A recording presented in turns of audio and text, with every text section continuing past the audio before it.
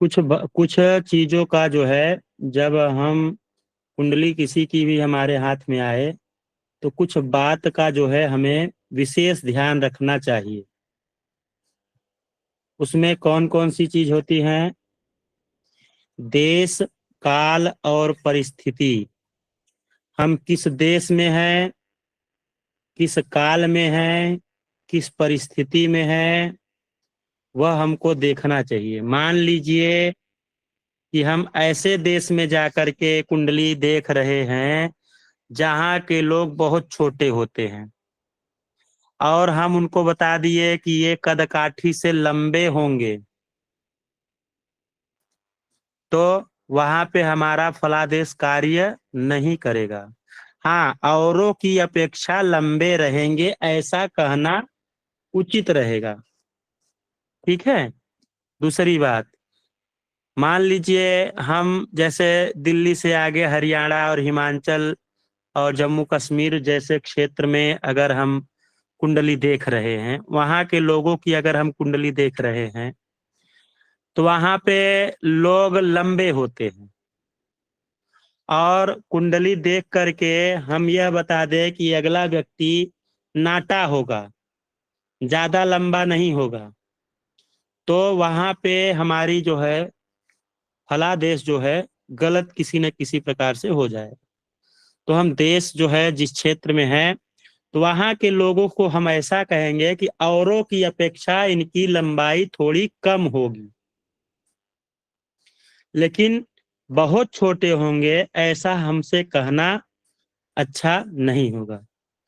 काल, किस काल में हम बैठे हुए हैं, किस जगह पे हम बैठे हुए हैं और क्या कर रहे हैं, वह स्थिति देख लेना, लोगों का हाव भाव देखना, उसके बाद कुंडली का विवेचना करना। परिस्थिति भी देख लेना, किस परिस्थिति में है। पता चला आदमी बीमार है और कुंडली में यह निकल जाए कि यह व्यक्ति तो मर जाएगा, तो बीमार है, नहीं मरने वाला है, तब भी मर ही जाएगा। लेकिन अगर वहां पे थोड़ा सा सहानुभूति वाला अगर हम वाक्य निकालेंगे, थोड़ा इस तरह का वाक्य निकालेंगे कि हाँ, परेशानी तो है, ग्रह की स्थिति थोड़ी खराब है, लेकिन ऐसे कार्य किए जाएं तो इनको लाभ हो जाएगा और अवश्य ही लाभ होगा। तो इन सब चीजों का, इन सभी बातों का हमको विशेष करके ध्यान रखना पड़ेगा। देश काल और परिस्थिति के हिसाब से ही हमको कुंडली का जो है विश्लेषण करना चाहिए। और यह तीन चीज हो गया। उसके बाद में हमको सबसे पहले क्या देखना चाहिए? भाव, भावेश और कारक। हम जिस भाव से विचार कर रहे हैं, उस भाव में कौन से ग्रह बैठे हुए हैं, उस भाव का भावेश, उस घर का मालिक कहाँ बैठा है, मुखिया जो है उस घर का, वह कहाँ है, उसी भाव में है कि शत्रु राशि में है, कि मित्र राशि में है, कि उच्च स्थान में है, कि मूल त्रिकोण में है, किस जगह पे बैठा हुआ है। भाव, भावेश और कारक। और उस भाव का जो कारक ग्रह है, कारक हमने उस दिन आप लोगों को लिखवाया था, किस भाव का कारक कौन से ग्रह हैं, यह चीज हमने आप लोगों को लिखवाया था। तो भाव, भावेश और कारक, इस चीजों को आप देख करके अगर कुंडली पे ध्यान करेंगे तो आपका फलादेश 99% नहीं तो 90%, 80% आपका फलादेश जरूर सही होगा। ठीक है। और कुंडली में कितना भी विद्वान आदमी रहे ज्योतिष का, लेकिन बहुत ज्यादा से ज्यादा 60% आपको सही बता सकता है। ये आप लोग जान लीजिए। कितना भी बड़ा, कितना भी बढ़िया ज्योतिषी हो, पढ़ा, केवल पढ़ा वाला बात कह रहा हूं, आप इतना ध्यान दीजिएगा, जो केवल पढ़ाई के दम पर फलादेश कर रहे हैं उनकी बात कह रहा हूं, वो 60% ही आपको बता पाएगा।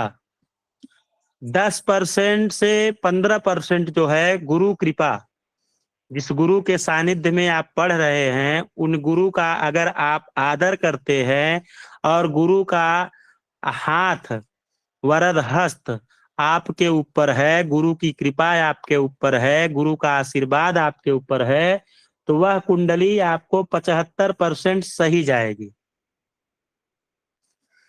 75% सही हो गई तो 15% आपकी साधना, जो आप नित्य पूजा पाठ करते हैं, अपने इष्ट के प्रति लगे रहते हैं, 15% आपका वो सही कर जाएगा। कितना हो गया? 90% आपकी कुंडली ऐसे ही सही हो गई। बचा 10%। 10% जो होता है वह अनुभव के ऊपर जाता है। जब आप कुंडली बहुत सारी देख लेंगे और कुंडली बहुत सारी देखने के बाद में इस कुंडली में ऐसा घटना घटा था, इस कुंडली में ऐसी घटना घटी थी, वह सब कुछ आप देख लेंगे। उसके बाद में जब किसी को आप बताएंगे तो आपकी कुंडली 100% सही जाएगी। ये आप लोग ध्यान दीजिएगा। हमको किन किन बातों का ध्यान देना है?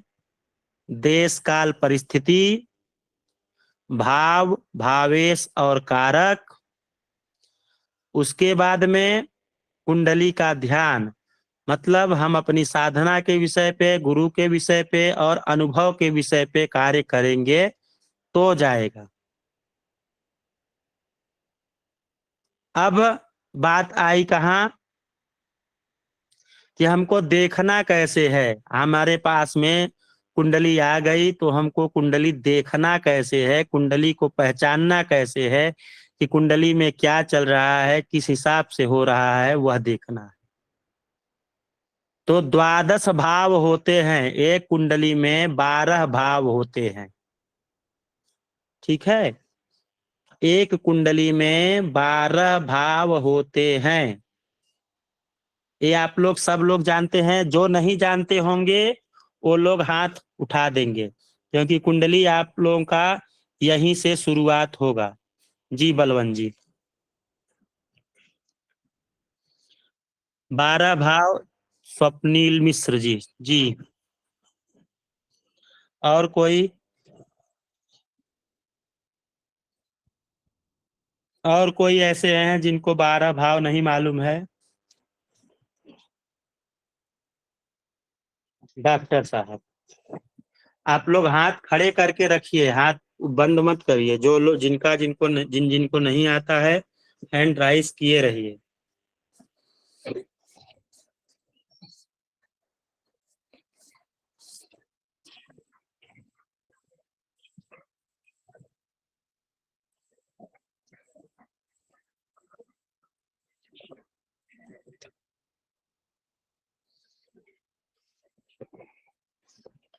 जब आपको समझ में आ जाए तभी अपना हैंड राइज नीचे करिएगा।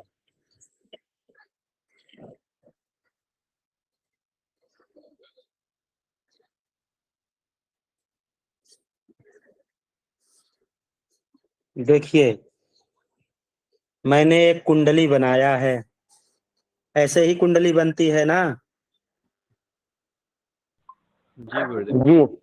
तो ये भाव मतलब कितने घर हैं इसमें? 1 2 3 4 5 6 7 8 9 10 11 12। इसी को कहते हैं 12 भाव। ठीक है। अब इन 12 भावों का नाम क्या है? ठीक है, इन 12 भावों का नाम क्या है? तो अलग अलग जगहों पे अलग अलग चीज होगा। जैसे हमने उस दिन लिखाया था कि 1 4 7 10 भाव को क्या कहते हैं? केंद्र कहते हैं। 5 9 और 1 भाव को त्रिकोण कहते हैं। आपोक्लेम, उपचय इत्यादि हमने आप सभी को लिखवा दिया है। उसके बाद भी यहाँ पे जब हम देखते हैं तो पहले भाव को तन कहते हैं। तन मतलब शरीर।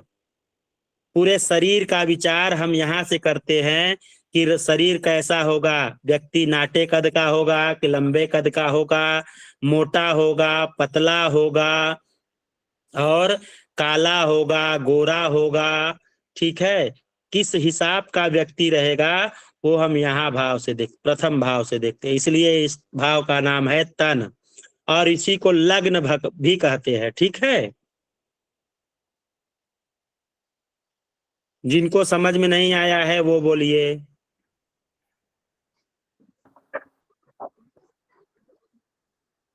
आ गया। अब दूसरे भाव को हम धन कहते हैं। धन का विचार हम द्वितीय भाव से कहते हैं। यह धन का भाव हो गया। तृतीय भाव से हम सहज अपने बंधुओं का विचार करते हैं, बड़े भाइयों का विचार करते हैं, बंधु बांधव का विचार करते हैं, बल पराक्रम का विचार करते हैं। चौथे भाव से माता का, पांचवें भाव से पुत्र का, छठे भाव से रोग ऋण शत्रु का, सातवें भाव से पति या स्त्री का, पत्नी या पति का, आठवें भाव से मृत्यु का, नवें भाव से धर्म का, 10वें भाव से कर्म का, एकादश भाव से आय का, द्वादश भाव से व्यय का। आय कितनी होगी और व्यय कितना होगा वह यहाँ 11 और 12वें भाव से देखा जाता है। नौकरी पेशा व्यापार 10वें भाव से और सप्तम भाव से देखा जाता है। धर्म और कर्म भाग्य भाव इसको कहते हैं। कर्म भाव को धर्म भाव को भाग्य भाव भी कहते हैं। तो भाग्य और कर्म, जब भाग्य साथ देगा और कर्म सही रहेगा तो आप कहीं भी खड़े होकर के कुछ भी कर सकते हैं। ये समझ में आ गया? जी गुरुदेव। हाँ, ये मगर यही है जी। ये जो आप अभी बता रहे हैं कि कौन से भाव से क्या देखा जाता है, ये तो लिख लेना होगा वरना फिर तो दिमाग से उतर जाएगा। हाँ, तो ये लिख लेना होगा। अभी आप लोग जैसे मैंने कुंडली बनाया है वैसे ही आप लोग बना लीजिए एक चक्र, और ऐसे ही आप लोग देख लीजिए, लिख लीजिए प्रथम भाव को क्या कहते हैं, द्वितीय भाव को क्या कहते हैं। विचार अभी थोड़ा थोड़ा लिखिए कि जितना है इसमें लिखा है, नहीं तो मेमोरी में आपके घुस नहीं पाएगा। ठीक है ना? गुरुदेव 10वें भाव को क्या बोलते हैं? 10वें भाव को कर्म भाव बोलते हैं। कर्म भाव, धर्म धन कौन सा था? कर्म, धर्म कर्म, आय व्यय।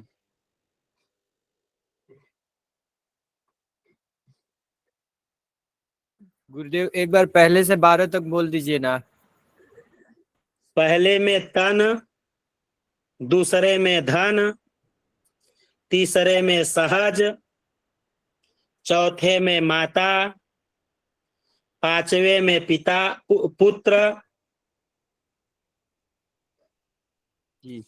छठे में रोग ऋण शत्रु,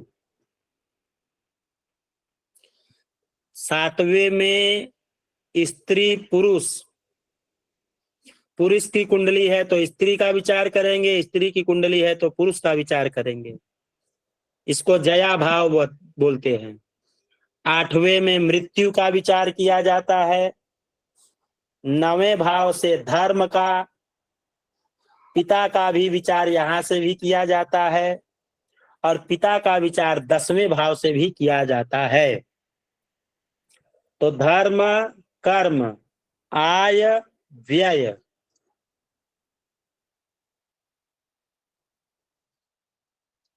हो गया।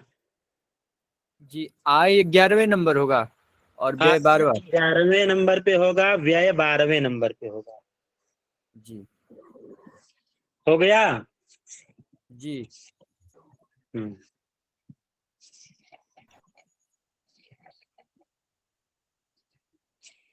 अब इसमें लगभग सबको समझ में आ गया कि द्वादश भाव किसे कहते हैं। भाव भावेश कारक की बात अब कही जाएगी। तो भाव भावेश और कारक, भाव भावेश आप लोग समझे कि नहीं समझे? नहीं गुरुदेव। अब ये समझ लीजिए कि हमको भाव देखना है। ठीक है, जितना अच्छा से समझा रहा हूं उतना अच्छा से डंडा लेकर के पूछूंगा भी। ठीक है? जी गुरुदेव। हाँ, भाव जो है भाव तो समझ गए ना। जी जी। अब भावेश हमको समझना है। भावेश हमको कैसे समझेंगे कि भावेश हम समझेंगे इस तरीके से कि जैसे हमने आपको अभी यही बताया ना, प्रथम भाव। अब प्रथम भाव का जब हम विचार कर रहे हैं तो इस भाव में मान लीजिए काल पुरुष की कुंडली किसे कहते हैं, आप लोग जानते हैं? काल जी पुरुष की कुंडली, जब पृथ्वी की संरचना हुई थी, ग्रहों का संरचना हुआ था, ग्रह अपने अस्तित्व में आए थे, तो सबसे पहले जो लग्न था, जो राशि जहां पे थी, वह प्रथम में क्या था? मेष लग्न था। ठीक है। जी मेष लग्न मतलब एक नंबर से कुंडली का शुरुआत हुआ था। ठीक है, यहाँ 1, यहाँ 2, यहाँ 3, यहाँ 4, यहाँ 5, ऐसे करके यहाँ 12। ठीक है। जी तो इसी को हम कहते हैं काल पुरुष की कुंडली। समझ गए इतना? जी। जिसमें 12 भाव, 12 राशि एकदम सीधी सारणी में होगी, उसको कहेंगे काल पुरुष की कुंडली। हाँ, जो 1 से शुरू होती है। जी ठीक, जो 1 जी से शुरू होती है उसको कहते हैं काल पुरुष की कुंडली। जी गुरुदेव। गुरु जी, किसी अब की कुंडली में अगर 1 से शुरू होगी तो क्या वो काल की कुंडली हो गई? नहीं, वह उस समय की काल पुरुष की कुंडली, उसमें ग्रहों की स्थिति नहीं देखी जाएगी। ठीक है ना। जी जी जी। यह आपको बताने के लिए है कि उस समय पे कौन से ग्रह तारा मंडल में कहाँ व्याप्त थे और किस राशि में कैसे थे, किस हिसाब से थे, वह चीज आपको बताया जा रहा है। जब सृष्टि की उत्पत्ति हुई, ग्रह अपने अस्तित्व में आए, जी सबसे पहले कौन से ग्रह थे? सबसे पहले सूर्य हुए, मेष। जी उसके बाद में चंद्र हुए, हाँ, जी जी जी उसके बाद में बृहस्पति हुए, शुक्राचार्य हुए, शुक्राचार्य के बाद में हम किसको देखे? फिर मंगल को देखे, फिर बुध हुए, बुध के बाद में शनि हुए, शनि के बाद में, शनि से पहले ही राहु केतु अपने अस्तित्व में आ गए थे। ठीक है। जी तो जब जी नवग्रहों की स्थिति दिखी कि नवग्रह अपने स्थान पे परिपूर्ण हो चुके हैं, तो जाकर के उस स्थान पे अस्तित्व में जब आए ग्रह पूर्ण हुए, तब वहां पर स्थिति सही हुई। जी तो वहां से काल का शुरू होना चल गया, तो उसको कहते हैं काल पुरुष। अब इसमें मान लीजिए जो मेष लग्न की कुंडली हो, या हम दूसरी कुंडली आपको कह रहे हैं। अब ये कुंडली आप लोग देख लीजिए, यह दिख रहा है। जी अब हमने आप लोगों को जो लिखाया है स्वामी, किस ग्रह के स्वामी, किस राशि के स्वामी कौन से हैं, ये आप लोगों को लिखवा दिया हूं मैं ना। गुरु जी, हम फर्स्ट डे है आज। हाँ, आज हमारा पहला दिन है ज्योतिष का। ये यही तो बात हो जाती है ना। इसीलिए तो हम लोग आप लोगों से कहे कि जो लोग नोट्स बनाए हैं, कम से कम नोट्स भेजना शुरू करो। देखिए, मेष मेष राशि के स्वामी और वृश्चिक राशि के स्वामी मंगल है। मेष और वृश्चिक राशि के स्वामी मंगल है। और उसके बाद वृष और तुला राशि के स्वामी शुक्र हैं। मिथुन और कन्या राशि के स्वामी बुध हैं। कर्क के चंद्रमा हैं। सिंह के सूर्य हैं। मकर और कुंभ के शनि हैं। धनु और मीन के गुरु हैं। इतना समझ में आ गया? जी अब यह देखिए कि जो लग्न है, यहाँ प्रथम भाव में लग्न दिख रहा है आपको ना। प्रथम भाव कौन सा है? लग्न कौन सा है? ये कुंडली किस लग्न की है, कोई बताइए। गुरु जी, ये कुंडली कुंभ लगन की कुंडली है गुरु जी। जी, कुंभ लग्न मतलब एक 11वीं राशि यहाँ बैठी हुई है, तो कुंभ लग्न हो गई ना। यह भाव हो जी गया, प्रथम भाव हो गया। अब भावेश मतलब इस भाव का जो ईश है, इस भाव का ईश कौन हुआ? इस भाव का ईश हुआ शनि गुरु जी। इस भाव के ईश हुए सूर्य, भावेश देखा जाएगा। भावेश। हाँ, ग्रहे ग्रहाधिपति नहीं देखा जाएगा, यहाँ भावेश देखा जाएगा। भाव, प्रथम भाव के स्वामी कौन है, प्रथम भाव के कारक कौन है, वह देखा जाएगा। तो यहाँ के जो भावेश होते हैं वह सूर्य होते हैं। दूसरी बात, अब दूसरे हिसाब से आप देखिए कि प्रथम भाव के स्वामी कौन हुए? शनि हुए। शनि। अब यहाँ के मालिक शनि हो गए, तो शनि बैठे कहाँ हुआ है, बैठे कहाँ है?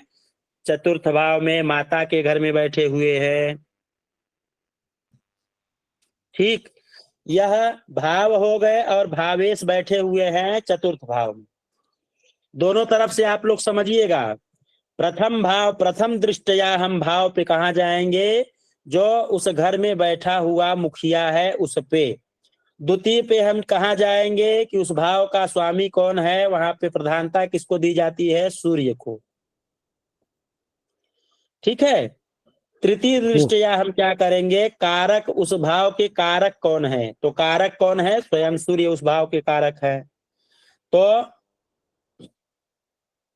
राजा के घर में पुत्र की राशि बैठी हुई है।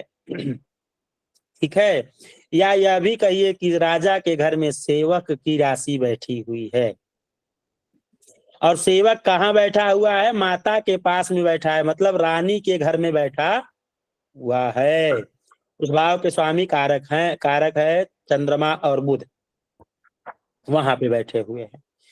अब भाव और भावेश और कारक हमने तीनों देख लिया। उसके बाद हम कुंडली पे विचार करना शुरू करेंगे।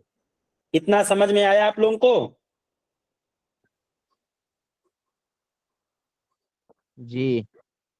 हाँ, जी नहीं समझ में इतना। आया, थोड़ा सा एक बार और। जी, नहीं समझ में आया गुरु जी। नहीं समझ आने का मतलब यह है कि आप लोग पीछे जो नहीं पढ़ पाए हैं ना, उसके नाते नहीं समझ में आ रहा है। अब यहाँ पे हमने आपको क्या कहा? ये भाव हुआ ना, ये द्वादश भाव की कुंडली हो गई। जी द्वादश भाव में कौन सा भाव है? प्रथम भाव है, लग्न भाव है ना। जी अब इसका स्वामी जो होगा वही न भावेश होगा। जी तो यहाँ का स्वामी कौन है? कुंभ राशि का स्वामी कौन है? शनि। शनि। कुंभ राशि के स्वामी शनि हैं। तो शनि कहाँ बैठे हैं वह देखिए। शनि शुभ स्थान में बैठे हैं कि अशुभ स्थान में बैठे हैं? तो यहाँ शनि कहाँ माता। बैठे हुए हैं? केंद्र में बैठे हुए हैं। जी शनि केंद्र में बैठे हुए हैं, तो शनि अच्छे स्थान में बैठे हैं, अपने से चतुर्थ स्थान में बैठे हुए हैं। गलत घर में नहीं बैठे हैं, केंद्राधिपति हो, केंद्र के पति होकर, लग्नेश होकर के केंद्र में बैठे हुए हैं। और संघ में किसके हैं? गुरु के साथ में है, शुभ राशि के, शुभ ग्रह के साथ में है। तो पहली तो वो हम आप लोग को आगे बाद में फिर बताएंगे। शनि और गुरु जब एक साथ होते हैं तो विद्यापति लक्ष्मीपति योग होता है। ठीक है, विद्यापति जी लक्ष्मीपति योग होता है। यहाँ पे इनका यही हाल है। तो शनि अच्छे घर में बैठे हुए हैं, तो मतलब लग्न में अच्छा फल मिलेगा, हमको लग्न में जी अच्छा फल मिलेगा। हमने कल आप लोगों को एक और चीज बताया था। क्या बताया था? कल की कक्षा में क्या बताया था हमने आप लोगों को? युगकारी और पूर्ण युगकारी। तो यहाँ पे देखिए, तुला राशि, एक तुला राशि यहाँ पे है, दूसरी तुला राशि कहाँ? शुक्र की राशि कहाँ है? केंद्र में है। दूसरी कहाँ है? त्रिकोण में है। शुक्र बैठे कहाँ हुआ है? शुक्र बैठे कहाँ है? केंद्र में बैठे हुए हैं। तो यहाँ पे शुक्र जो हुए पूर्ण युगकारी ग्रह हो गए। शुक्र क्या हो गए? पूर्ण युगकारी ग्रह हो गए। कल वाली कक्षा आपको समझ में आई कि नहीं आई? उदाहरण आपको मिला?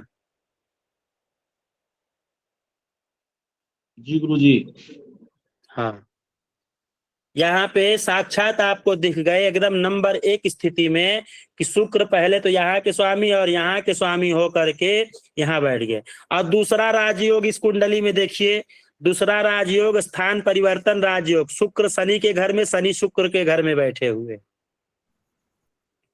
यह भी एक राजयोग है और यह भी एक राजयोग है।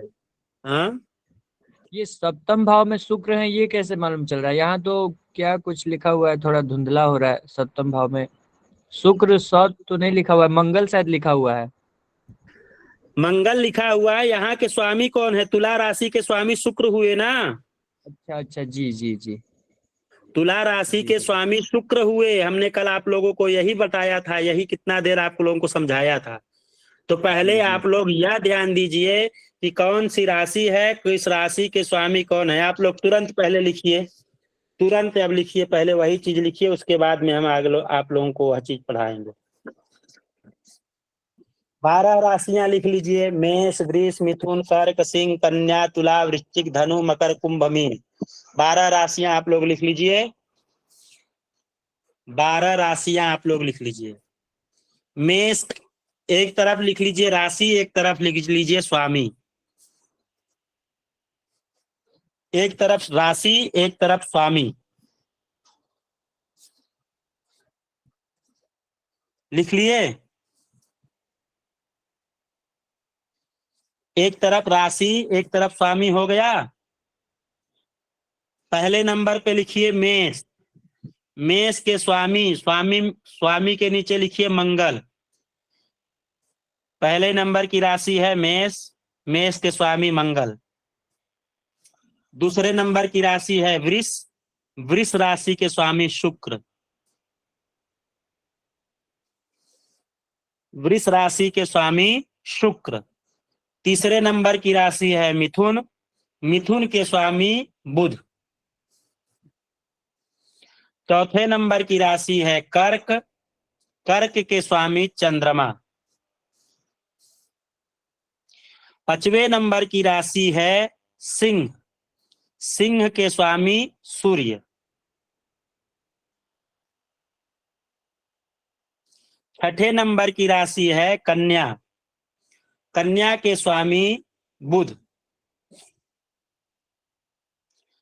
सातवें नंबर, जी छठवें नंबर के छठे नंबर की राशि है कन्या, कन्या के स्वामी है बुध।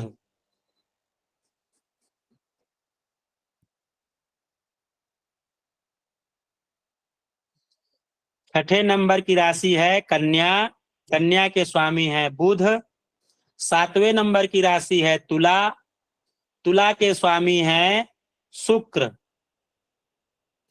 आठवें नंबर की राशि है वृश्चिक, वृश्चिक के स्वामी है मंगल। तुला, सातवें नंबर की राशि है तुला, तुला के स्वामी शुक्र। आठवें नंबर की राशि है वृश्चिक, वृश्चिक के स्वामी मंगल।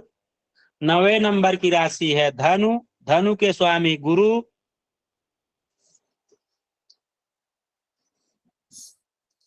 10वें नंबर की राशि है मकर, मकर के स्वामी शनि। 11वें नंबर की राशि है कुंभ, कुंभ के स्वामी शनि। मकर और कुंभ दोनों के स्वामी शनि। 12वीं राशि है, 12वीं राशि है मीन, मीन के स्वामी गुरु।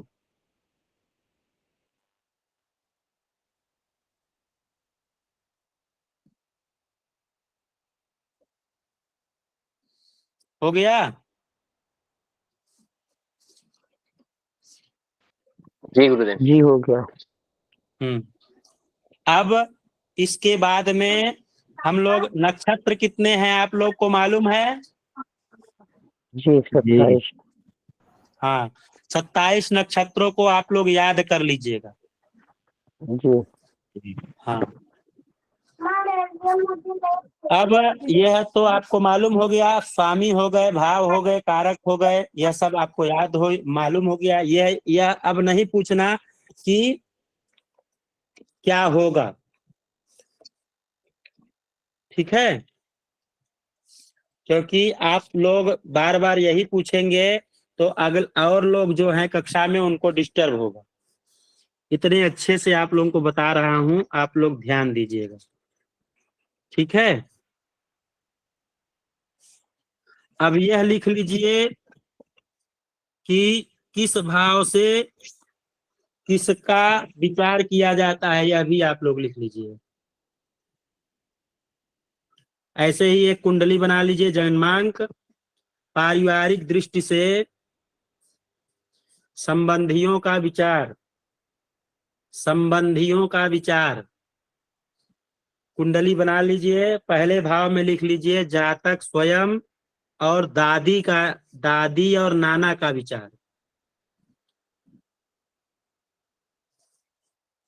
दादी और नाना का विचार और स्वयं जातक का विचार प्रथम भाव से किया जाता है। प्रथम भाव में लिख लीजिए जातक स्वयं, दादी, नाना। द्वितीय भाव में लिख लीजिए भाई, कुटुंब, परिवार का विचार और भाई का विचार द्वितीय भाव से किया जाता है। तृतीय भाव में छोटे भाई बहन और देवरानी का विचार किया जाता है। गुरुदेव पुनः एक बार बोलेंगे द्वितीय भाव का? भाई और कुटुंब। भाई नहीं, ताई। ताई मतलब दादी, मतलब ताई मतलब बड़ी माँ। बड़ी माँ का विचार और कुटुंब का विचार द्वितीय भाव से किया जाता है। तृतीय भाव से छोटे भाई बहन, देवरानी। छोटे भाई बहन और देवरानी। चतुर्थ भाव में माता और ससुर का विचार किया जाता है। चतुर्थ भाव से माता और ससुर।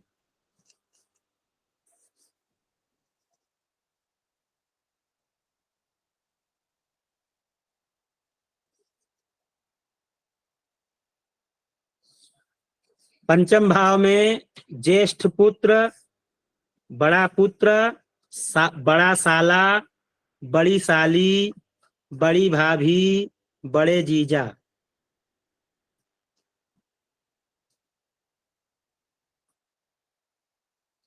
बड़ा पुत्र, बड़ा साला, बड़ी साली, बड़ी भाभी, बड़े जीजा।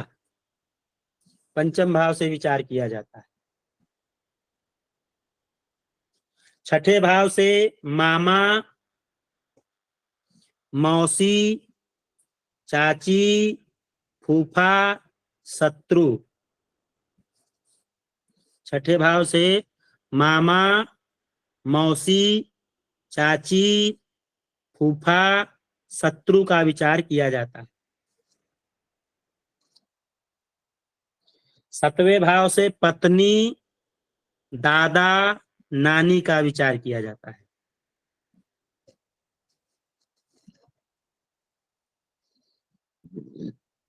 सतवें भाव से पत्नी, दादा, नानी का विचार किया जाता है। आठवें भाव से ताऊ जी का विचार किया जाता है। ताऊ जी मतलब बड़े पिताजी। आठवें भाव से ताऊ जी का विचार किया जाता है।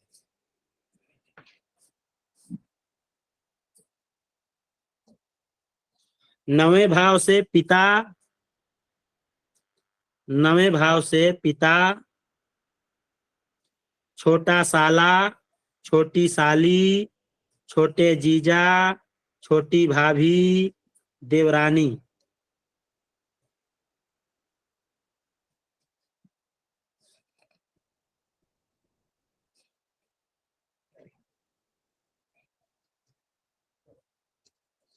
नवम भाव से पिता, छोटा साला, छोटी साली, छोटे जीजा, छोटी भाभी, देवरानी। 10वें भाव से पिता, ससुर, पिता और सास का विचार किया जाता है।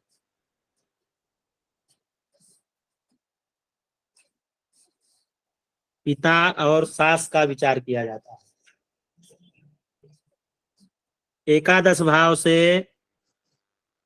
बड़े भाई बहन, एकादश भाव से बड़े भाई बहन, पुत्र वधू, पुत्र वधू और जेठानी का विचार किया जाता है।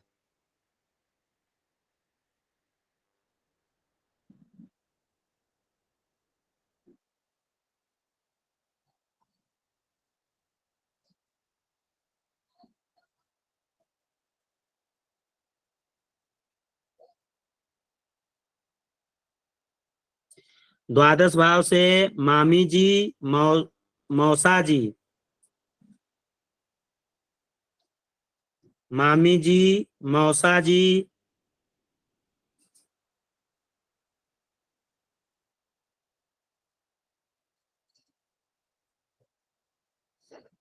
बड़ी बहन और बुआ का विचार किया जाता है।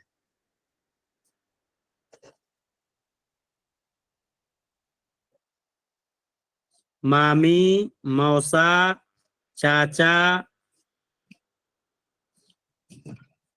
बुआ, इन सब का विचार द्वादश भाव से किया जाता है। ये संबंधियों का विचार है, ठीक है। जब संबंधियों के लिए कोई कुंडली देखेंगे तो इसी तरह से विचार करेंगे। और इसको समझने का बहुत अच्छा तरीका है, जहां से दादा का विचार कर रहे हैं उसके सातवें भाव से देखिए दादी का विचार करेंगे। जहां से नाना का विचार कर रहे हैं उससे सातवें भाव में देखिए नानी का विचार करेंगे। जहां से ताई जी का विचार करेंगे उसके सातवें भाव में देखिए ताऊ जी का विचार करेंगे। जहां से माँ का विचार कर रहे हैं उसके सातवें भाव से पिताजी, और जहां से ससुर का विचार कर रहे हैं उसके सातवें भाव में सास का विचार करेंगे। ऐसे आप लोग सेटिंग बैठा लीजिए, जहां मामा का विचार कर रहे हैं उसके सातवें भाव में मामी का। इसको आप लोग ध्यान रख लीजिए। यह चीज हो गई।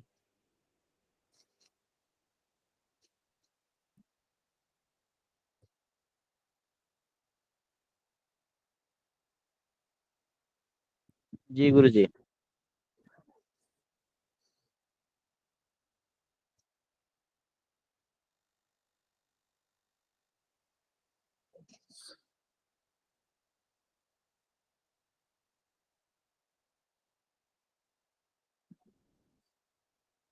और यह लिख लीजिए कि उच्च और नीच, किस भाव में कौन से ग्रह उच्च के होते हैं, किस भाव में कौन से ग्रह नीच के होते हैं।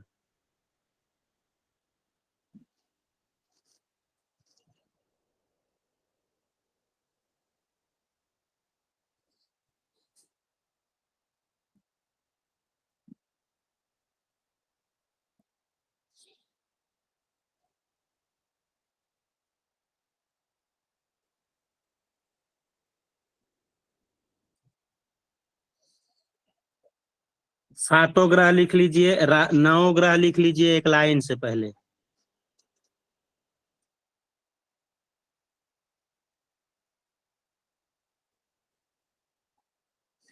नौ ग्रह पहले एक लाइन से लिख लीजिए। ऊपर सूर्य, चंद्रमा, फिर नीचे मंगल, फिर नीचे बुध, फिर नीचे गुरु, फिर नीचे शुक्र, फिर नीचे शनि, फिर नीचे राहु, फिर केतु।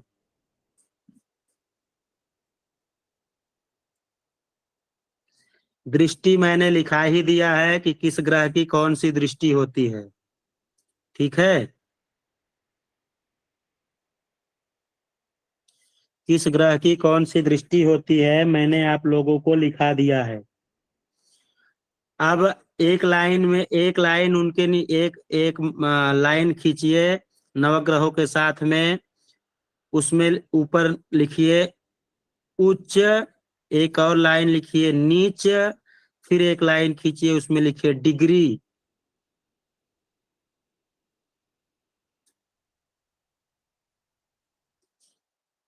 तीन लाइन बनाइए। पहले में आप ग्रह लिखे ही हैं, उसके सामने एक लाइन खींच दीजिए ऊपर से नीचे, फिर एक और लाइन खींचिए, उसमें बीच में लिखिए उच्च, फिर एक लाइन और खींचिए, उसमें लिखिए नीच, फिर एक लाइन लिखिए, उसमें लिखिए डिग्री, फिर उसके बाद एक और लाइन लिखिए, उसमें लिखिए मूल त्रिकोण, उसके बाद में लिखिए एक और लाइन खींच करके स्वराशि।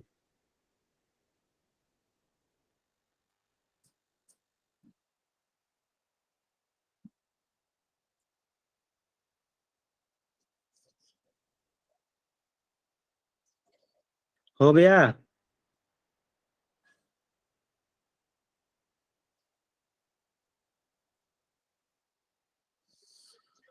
हो गया? जी। जी गुरुदेव। अब यहाँ पे आपने जो लिखा है, कोई बताइए, एक दिखाइए, अपना वीडियो चालू करके कोई दिखाइए कैसे लिखे हैं, तब न जाने हम सही लिखे हैं गलत लिखे हैं। जो लाइन बनाए हैं कोई एक आदमी बताइए कि कैसे बनाए हैं, कैसे लिख रहे हैं, तो हम जाने।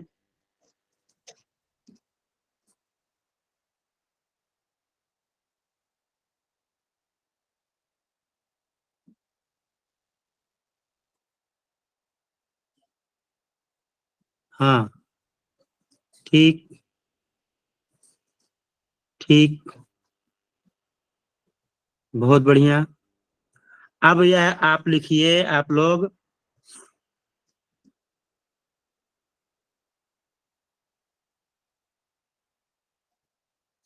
सूर्य के सामने लिखिए 1 नंबर, मतलब मेष राशि, 1 लिखिए। सूर्य के सामने 1, 1 का मतलब मेष। उच्च, उच्च जहाँ लिखे हैं वहां उच्च, उस कॉलम में उच्च, और नीच के कॉलम में 7 लिखिए, नीच के कॉलम में 7 लिखिए। डिग्री लिखिए, डिग्री के कॉलम में 10 लिखिए। मूल त्रिकोण की राशि में लिखिए 5, स्वराशि में लिखिए 5।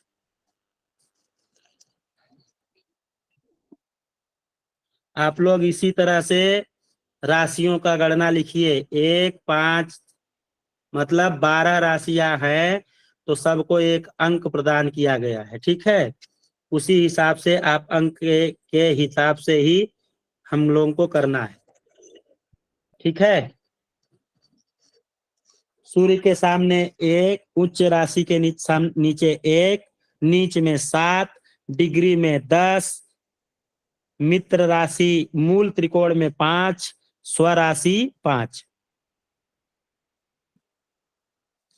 अब चंद्रमा के सामने लिखिए 2, उच्च राशि में 2, नीच में 8, डिग्री में 3, मूल त्रिकोण में 2, स्वराशि में 4।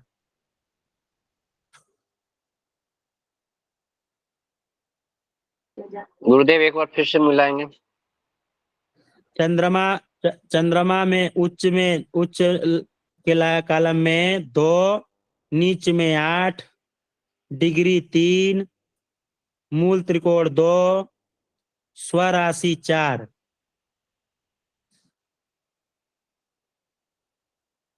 मंगल की लाइन में लिखिए उच्च में 10, नीच में 4, उच्च में 10, नीच में 4, डिग्री में 28, डिग्री में 28, मूल त्रिकोण में 1, स्वराशि 1 और 8। स्वराशि में 1 और 8। बुध के सामने लिखिए, बुध के सामने लिखिए उच्च में 6, नीच में 12, उच्च में 6, नीच में 12, डिग्री में 15, मूल त्रिकोण में 6, स्वराशि 3 और 6।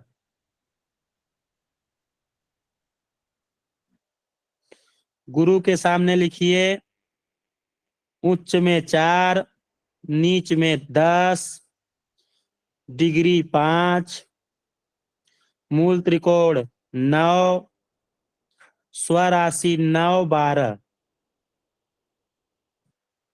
स्वराशि 9 12। शुक्र के सामने लिखिए, उच्च में 12, नीच में 6, डिग्री 27,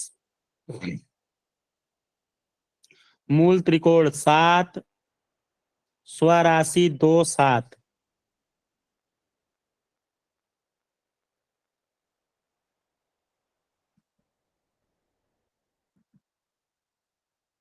शनि में आइए, उच्च में 7, नीच में 1, डिग्री में 20,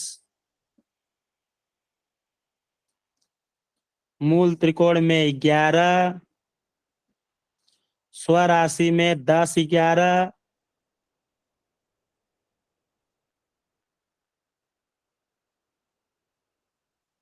हो गया। जी गुरुदेव। राहु के सामने लिखिए, राहु के सामने लिखिए, उच्च में 2, नीच में 8। केतु के नीचे लिखिए, उच्च में 8, नीच में 2। गुरु जी इनका डिग्री उग्री नहीं है क्या दो लोग का? नहीं, इनका डिग्री नहीं है, इनकी स्वराशि नहीं है, इनका मूल त्रिकोण नहीं है। जी ये दूसरे राशियों को अपना राशि मानते हैं, ठीक है। जी जी इनकी अपनी कोई भी राशि नहीं है। ये जी। दूसरे के घर को अपना घर जबरदस्ती मानते हैं। इनका अपना व्यक्तित्व नहीं। जी हाँ, अपना कोई नहीं है, ये जिसके साथ बैठते हैं उसी का फल बताते हैं। जी। अब दो कॉलम और आप लोग बना लीजिए, 2 कॉलम क्या 3 कॉलम और बना लीजिए। उसी के सामने जितना लिखे हैं उसी के सामने 3 कॉलम और बना लीजिए। बोलिए बलवंत जी। गुरुदेव ये जो लिख रहे हैं हम लोग, ये हम समझ नहीं पा रहे हैं कि ये है क्या। ये है जो आप बोल रहे हैं, ग्रहों के उच्च और नीच, किस राशि में कौन से ग्रह उच्च के होते हैं और किस राशि में नीच के हो जाते हैं। अच्छा जी समझ गए। जी जी। गुरु जी जो नंबर लिखा है वो राशि ही उच्च तो है का, ना जी? हाँ, जो नंबर लिखा है वो राशि ही उसी है। नंबर की राशि है। जैसे हाँ, दूसरा जैसे नंबर। एक नंबर लिखाया हूं तो मेष राशि में सूर्य उच्च के होते हैं और तुला राशि में नीच के हो जाते हैं। जी वैसे ही चंद्रमा वृष राशि में उच्च के होते हैं और वृश्चिक राशि में नीच के हो जाते हैं। जी और डिग्री देखी जाए तो 10 डिग्री पर होते हैं और 3 डिग्री पे होते हैं, 28 डिग्री पे होते हैं। सबका ऐसे डिग्री भी मैंने लिखवा दिया है कि जब उतने डिग्री पे रहेंगे तभी उच्च नीच की गणना होगी। ठीक है। 3 कॉलम आप लोग बढ़ाए, 3 कॉलम बढ़ाए कि नहीं? जी गुरुदेव जी। उसी में बढ़ाना है 3। हाँ, उन्हीं के सामने 3 कॉलम और लिख लीजिए। उसी के सामने 3 कॉलम और लिख लीजिए। एक कॉलम में लिख लीजिए मित्र, एक कॉलम में लिख लीजिए सम, एक कॉलम में लिख लीजिए शत्रु। मतलब कौन से मित्र ग्रह इनके मित्र हैं, कौन से शत्रु हैं, कौन से न तो शत्रु है न तो मित्र हैं। जी हाँ, शत्रु। मित्र सम शत्रु। जी हाँ, तो सूर्य के सामने लिख लीजिए मित्र में चंद्र मंगल गुरु। आप लोग पूरा न लिख करके च म गु लिख लीजिए। च म गु, च मतलब चंद्र, म मतलब मंगल, गु मतलब गुरु। ठीक है। सांकेतिक भाषा लिखिए। तम में गुरुदेव लिखिए बुध। मतलब मित्र में ही ना? गुरु जी फिर से। हाँ, मित्र में चंद्र मंगल गुरु। सम में लिखिए, सम के सामने लिखिए बुध, सम के सामने जी लिखिए बुध। शत्रु में लिखिए शुक्र, शनि, राहु, केतु। शनि राहु केतु, ये हाँ सूर्य के हैं। हाँ, ये सूर्य के हुए शत्रु। अब लिखिए चंद्रमा के सामने लिखिए मित्र वाले कॉलम में सूर्य, बुध।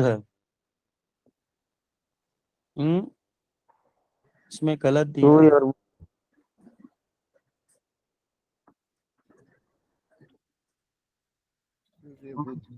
सूर्य और बुध नहीं करिएगा, इसमें गलत दिया है, बुध इनके शत्रु राशि है, ठीक है। जी। बुध बुध चंद्रमा को शत्रु मानते हैं, ठीक है। ये सूर्य अकेले जी। सूर्य लिखिए और मंगल लिखिए।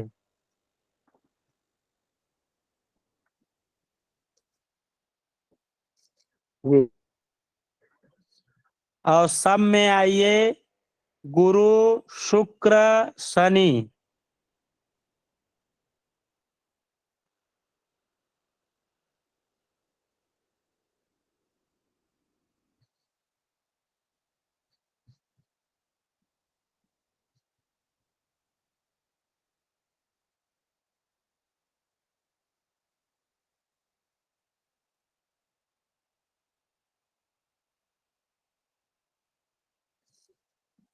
हो गया। शत्रु में लिखिए राहु, केतु।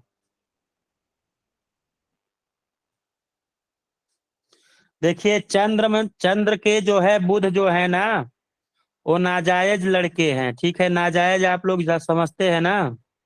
जी गुरु जी। हाँ, इसलिए बुध जो है चंद्रमा को अपना शत्रु मानते हैं, लेकिन चंद्रमा बुध को शत्रु नहीं मानते हैं, अपना मित्र मानते हैं। इसलिए बुध को आप पहले मित्र भाव में ही लिख दीजिए। बुध को किसके मित्र भाव में लिखना है? मित्र भाव में ही बुध को लिख दीजिए। चंद्रमा के। हाँ, चंद्रमा के मित्र भाव में ही लिख दीजिए। अब मंगल का कॉलम में लिखिए, मंगल में मित्र में सूर्य, चंद्र, गुरु।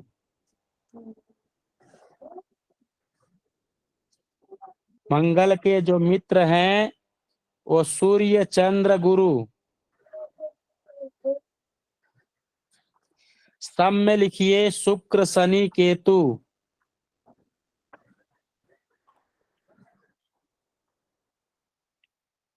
गुरु जी फिर से बोलिए।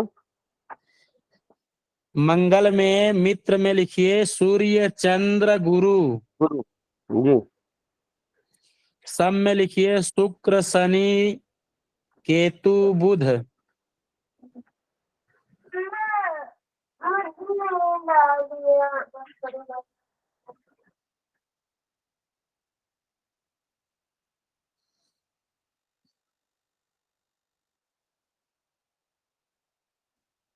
हो गया।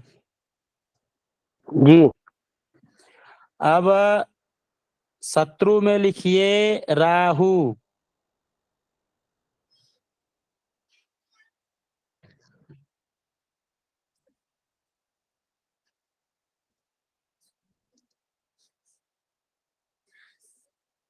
भोजन 5 मिनट, 5 मिनट में चलते हैं।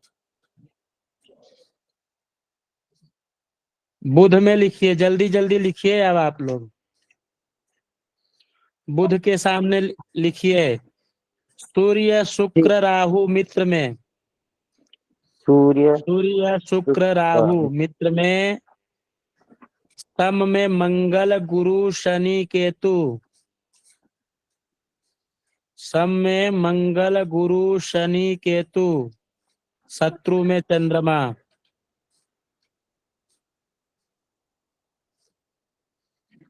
शत्रु में चंद्रमा। मित्र में लिखिए सूर्य, शुक्र, राहु। सम में मंगल, गुरु, शनि, केतु। शत्रु में चंद्रमा। गुरु में लिखिए, गुरु के सामने जी सम में रहेगा मंगल, गुरु और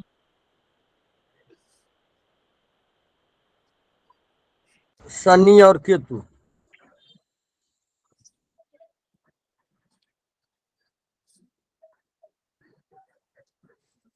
हो गया। गुरु का लिखवाऊं? जी जी गुरु में जी गुरु। लिखिए सूर्य चंद्र मंगल। मित्र में सूर्य चंद्र मंगल। सम में शनि केतु राहु। शनि केतु राहु। शत्रु में बुध शुक्र।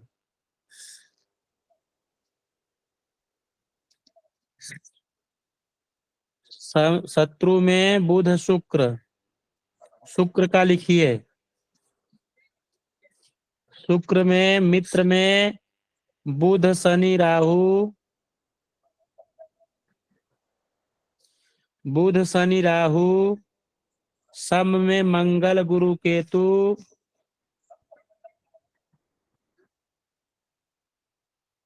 मंगल गुरु केतु।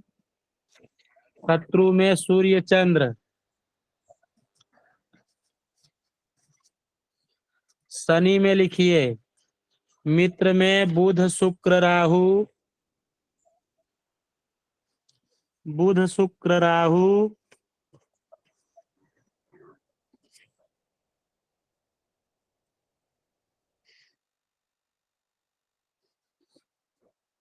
बुध शुक्र राहु। सम में गुरु केतु। शत्रु में सूर्य मंगल चंद्र। गुरु केतु गुरु जी सम में। सम में गुरु केतु। शत्रु में सूर्य मंगल चंद्र। राहु के सामने लिखिए मित्र में शुक्र शनि।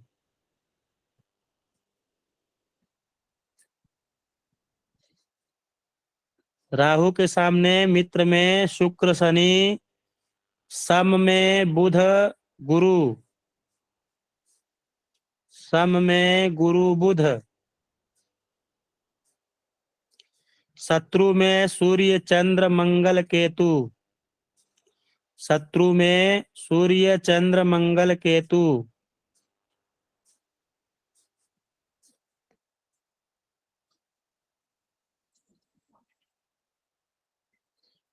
राहु के नीचे लिखिए, राहु के सामने लिखिए मित्र में मंगल शुक्र। मित्र में मंगल शुक्र। गुरुदेव राहु का लिखा चुके हैं ना, केतु का लिखा है ना। केतु केतु केतु ही बोल रहा हूं। केतु में मंगल शुक्र मित्र। सम में बुध गुरु। मंगल क्या बोले? मंगल सम में मित्र केतु में का मंगल शुक्र मित्र। सम में बुध गुरु। शत्रु में सूर्य चंद्र शनि राहु। शत्रु में सूर्य चंद्र शनि राहु।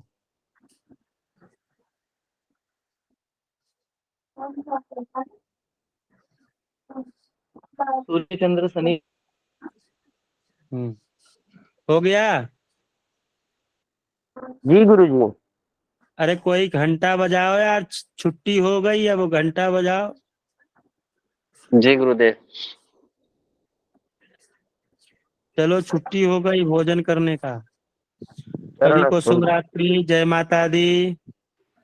जय माता दी, जय माता दी। नमो नमः गुरुदेव। हर हर महादेव। हर हर हर हर महादेव। महादेव गुरुदेव। हर हर महादेव गुरुजी। वाह यार, आप लोग तो क्या क्या छोड़ रहे हैं। वाह यार, छुट्टी हो गई, छुट्टी हो गई। वाह। लंच के लिए आपके यहाँ ही आना पड़ेगा। हाँ? भोजन के लिए तो आपके ही घर पहुंचना पड़ेगा। जी जरूर जरूर जरूर। शरण मोस्ट गुरुजी। वेलकम। Most welcome. शुभ रात्रि।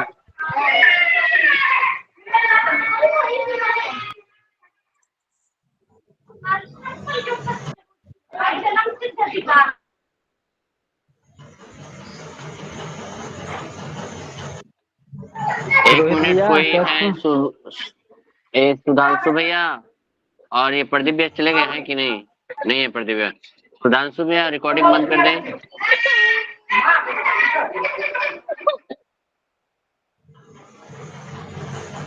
सुधांशु भैया रिकॉर्डिंग बंद कर दें। रोहित रोहित भैया बंद कर देंगे। रोहित भैया बंद कर दीजिए रिकॉर्डिंग।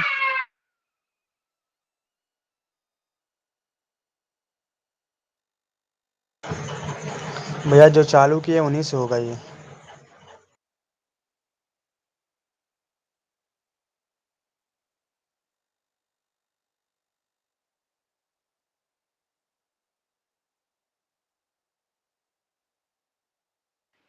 सुधांशु भैया रिकॉर्डिंग बंद कर दें।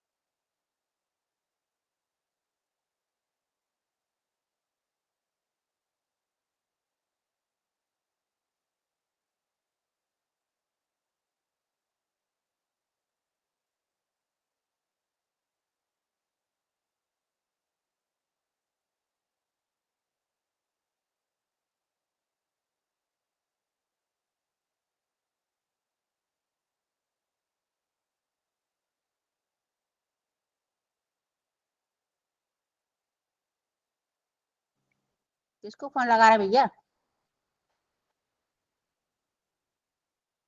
सुधांशु भैया को लगा रहे थे। सुनीता जी सुधांशु भैया एक ही जगह नहीं चले।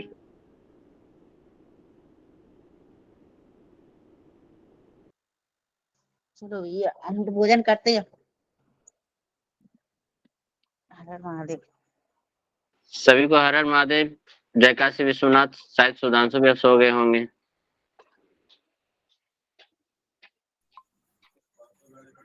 बलवंत जी कुछ बोलना चाह रहे हैं? जी भैया, कह रहे थे कि हमारा कुछ छूट गया है और लास्ट में थोड़ा हमारा नेट भी स्लो हो गया था, जिसके कारण आवाज अच्छा कटने ठीक है, हम लगी। और आज हमने नोट्स लिखी है, उसको हम डाल देंगे बना के। जी जी, बहुत कृपा होगी आपकी। ठीक है। जी जी, यही कहना था हमें। नहीं, हमने आज नोट्स लिखे, उधर 2 दिन हमने नोट्स नहीं लिखे थे और इसलिए हमने रिकॉर्डिंग बार बार मांगने की कोशिश की है, अभी तक नहीं मिली है हमें, इसलिए रिकॉर्डिंग में हम कुछ नहीं बोल सकते हैं। जय श्री राम, जय काशी विश्वनाथ। जय श्री राम।